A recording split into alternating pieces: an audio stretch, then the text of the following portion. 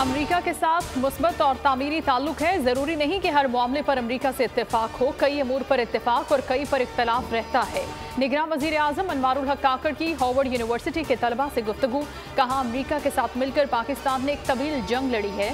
हमने मिलकर आलमी अमन के लिए बहुत अहम किरदार अदा किया है। अमेरिका के साथ तवील मुद्दती शराकतदारी चाहते हैं। ऐसे समाजी मुआहदे पर यकीन रखते हैं जहाँ हुकूक का तहफ़्फ़ुज़ हो। बाकी ममालिक के लिए अमरीकी तरक्की से सीखने के लिए मौक़े हैं।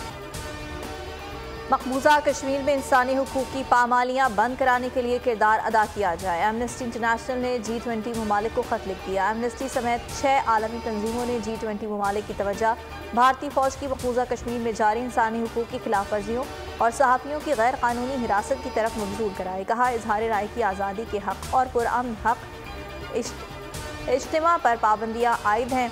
भारत आलमी इदारों की टीम्स को मकबूजा इलाके के दौरे की इजाज़त दे। गिरफ्तार सहाफ़ियों को जल्द रिहा किया जाए। कुरान पाक की बेहुरमती जुर्म करार देने की डेनमार्क की तजवीज़ का पाकिस्तान की जानिब से खैर मकदम। निगरान वज़ीर ख़ारजा जलील अब्बास जिलानी कहते हैं, तजवीज़ करदा कानून साजी को सराहते हैं। मुजवज़ा कानून में मजहबी अहमियत की हामिल चीज़ों के साथ नामुनासिब सलूक को जुर्म करार दिया गया है। मामले पर डेनमार्क के वज़ीर ख़ारजा से बात की। डैनिश वज़ीर ख़ारजा ने मजहबी एहतराम के लिए डेनमार्क की हुकूमत के मजबूत अज़्म का इआदा किया। पाकिस्तान डेनमार्क के साथ मुश्तरका मफादात को आगे बढ़ाने के लिए मिलकर काम करने का मुंतज़िर है।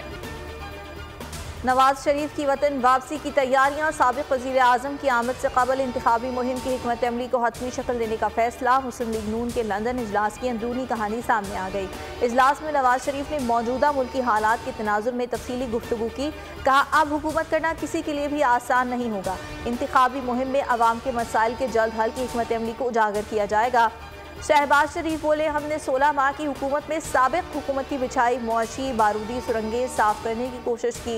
नवाज शरीफ अवामी उमूर पर सीनियर रहनुमाओं से मजीद मुशावरत करेंगे। कई रहनुमा लंदन जाएंगे। मुतादिद से वीडियो लिंक पर मुशावरत होगी। बिजली के बिलों ने मुल्क में गुस्से की आग भड़का दी। भारी भरकम बिलों के खिलाफ कराची से खैबर तक लोग सड़कों पर आ गए। किसी ने बिजली के बिल जलाए, किसी ने अदायगी न करने की ठान ली। पेशावर में आवाम का गंजगेट सर्कुलर रोड पर एहतजाज। बिजली के बिलों को आग लगा दी। सरगोदा में मुजाहिरीन का चौरंगी नंबर 9 पर जलाओ घेराव। सैटेलाइट टाउन तक रैली। टायर जलाकर सड़क ब्लॉक कर दी। मुल्तान में भी अनोखा एहतजाज। गधों पर बिजली के बिल रखकर मुजाहिरा। जड़ावाला में भी रोड ब्लॉक कर दी। ट्रैफिक मुअत्तल। कराची में भी बिजली की बढ़ती कीमत और लोड शेडिंग के खिलाफ मुजाहरे। इस्लामाबाद के ताजरों की आज और कल एहतजाज की कॉल। रावलपिंडी के ताजरों का धरने का ऐलान। इस्लामाबाद में ताजरों का बिजली बिलों और महंगाई में इजाफे के खिलाफ एहतजाज का ऐलान। सदर मरकजी तंजीम ताजरान मोहम्मद काशिफ चौधरी ने आज शाम 5 बजे अठाल चौक बाराकहू पर एहतजाज की कॉल दे दी। कल इतवार सवाल गार्डन से पाकिस्तान टाउन तक रैली निकाली जाएगी। रावलपिंडी के शहरियों ने महंगाई के खिलाफ पेनफ्लेक्स आवेजा कर दिए। ताजरों ने वासा दफ्तर के बाहर धरने का ऐलान कर दिया। हाफिजाबाद के निजी स्कूल के कमसिन तलबा का वालिदैन और असातिज़ा के हमरा अनोखा एहतजाज। वालिदैन ने बच्चों को बगैर यूनिफॉर्म स्कूल भेज दिया। स्कूल मालिक को फीस देने की बजाय बिजली और गैस के बिल्स भिजवा दिए। बच्चों का बैनर्स उठाकर एहतजाज। सवाल किया कि रोटी के लाले पड़ चुके हैं। वालिदैन बिल्स अदा करें या फिर फीसें भरें। ज़ख़ीरा अंदोज़ माफिया सरगर्म। चीनी की कीमत आसमान पर। कोयटा में चीनी यकदम 35 रुपये महंगी। फ़ी किलो कीमत 180 तक जा पहुंची। कराची में भी दाम 170 रुपये से बढ़ गए। हैदराबाद वालों को भी 1 किलो चीनी 170 से 172 रुपये में मिलने लगी। लाहौर में चीनी का बहरान संगीन हो गया। कीमत बढ़ते ही मार्केट से गायब हो गई। दीगर शहरों में भी बढ़ती कीमतों ने गरीब की ज़िंदगी से मिठास। सतलुज में सैलाब से हजारों अफराद बेघर हो गए तो दूसरी तरफ भारत से आने वाले रैले ने रावी में भी तुगयानी बपा कर दी। किनारों पर आबादियां और फसलें ज़ेर-ए-आब आ गईं। सतलुज में भी ऊंचे दर्जे का सैलाब। बहावल नगर, कसूर, पाकपतन और ओकाड़ा समेत दीगर शहरों में लोग इमदाद के मुंतज़िर।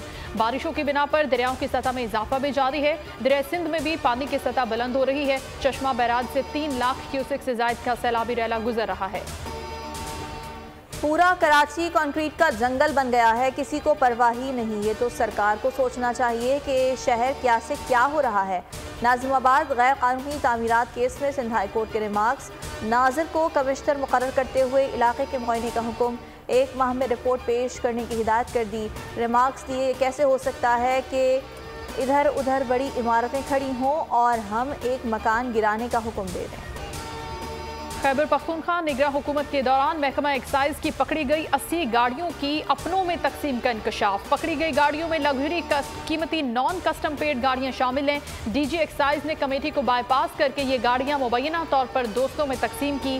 रूल्स के तहत पकड़ी गई गाड़ियों को 24 घंटे में वेयर हाउस जमा करना होता है। जुर्म साबित होने और तफ्तीश मुकम्मल होने के बाद कानून के तहत गाड़ी को बहक़ सरकार जब्त कर लिया जाता है। पेशावर में FIA कमर्शियल बैंकिंग सर्कल की कार्रवाइयाँ, करेंसी की गैर कानूनी कारोबार में मुलव्वस 3 मुल्ज़िमान गिरफ्तार, लाखों रुपए मालियत की गैर मुल्की करेंसी बरामद। तर्जुमान FIA के मुताबिक मुल्ज़िमान से 51,000 कतरी, 49,000 सऊदी रियाल, 2800 अमरीकी, 1600 न्यूजीलैंड डॉलर बरामद हुए। एक मुल्ज़िम से 3.5 लाख से ज़ायद रुपए भी बरामद कर लिए गए। मुल्ज़िमान के खिलाफ फॉरेन एक्सचेंज रेगुलेशन एक्ट के तहत मुकदमा दर्ज। एशिया कप मैचेस की सिक्योरिटी के लिए रेंजर्स और फौज तैनात होगी। वफाकी काबीना ने मंजूरी दे दी। वजारत दाखिला की समरी की मंजूरी सर्कुलेशन के जरिए दी गई। 10 से 27 अगस्त से 6 सितंबर तक तैनात किए जाएंगे। एशिया कप की सिक्योरिटी के लिए स्पेशल फोर्सेस भी स्टैंड बाय रहेंगी। ज़राए के मुताबिक फौज और रेंजर्स की तैनाती के लिए दरखास्त निगरान हुकूमत ने की थी। एशिया कप के 4 मैचेस पाकिस्तान में शेड्यूल हैं। 1 मैच मुल्तान में जबकि 3 लाहौर के कज़ाफ़ी स्टेडियम में खेले जाएंगे।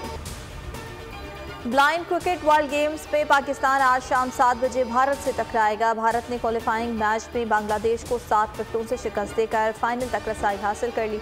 पाकिस्तान ने राउंड मैच में भारत को शिकस्त दे दी है।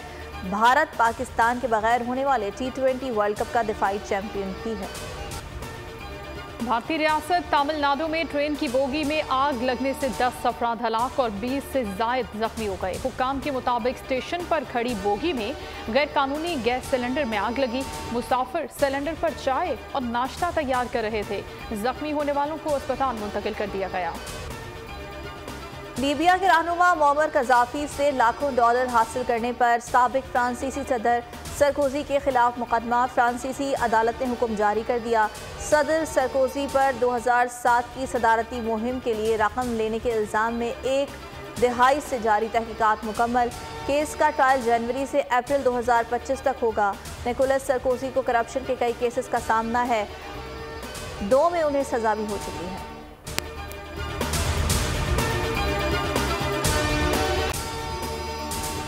अगर आपको ये वीडियो पसंद आई तो लाइक पर क्लिक करें, सब्सक्राइब करें और बेल दबाएं ताकि कोई खबर रह न जाए।